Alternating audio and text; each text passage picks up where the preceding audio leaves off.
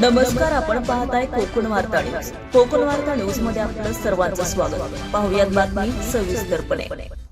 All India ST असोसिएशनचे केंद्रीय अध्यक्ष मिलिंदा आव्हाड, कोकण रेल्वेचे झोनल अध्यक्ष मुकेश भासने यांच्या मार्गदर्शनाने कोलाड ते भिरनेरे या ब्रांचमधील माणगाव येथे झोनल सेक्रेटरी अविनाश जाधव यांच्या अध्यक्षतेमध्ये सभेचं आयोजन करण्यात आलं होतं.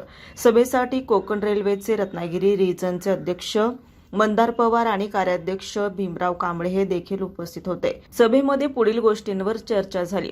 क्रेडिट सोसायटी स्थापन करणे, नवीन ब्रांच कमिटीची स्थापना, कर्मचाऱ्यांच्या अडचणींवर चर्चा इत्यादी विषयांवर चर्चा होऊन नवीन कमिटी खालीलप्रमाणे गठीत करण्यात आली. रुपेश गायकवाड अध्यक्ष, राजेश सावंत उपाध्यक्ष, सचिन गमरे सचिव, आदेश पवार सहसचिव, सुधीर मोरे खजिनदार या पदांवर नेमणूक झालेल्या सभासदांची निवड प्रक्रिया ही हात उंचावून मतदान घेऊन पार पडली गेली. असोसिएशन मार्फत पॉकेट कॅलेंडरचं अनावरण दीपक नाघोटकर यांच्या हस्ते करण्यात आलं. क्रेडिट सोसायटी स्थापनेचे प्रवर्तक अविनाश जाधव यांनी सोसायटी स्थापना करण्याचं महत्त्व पटवून दिलं.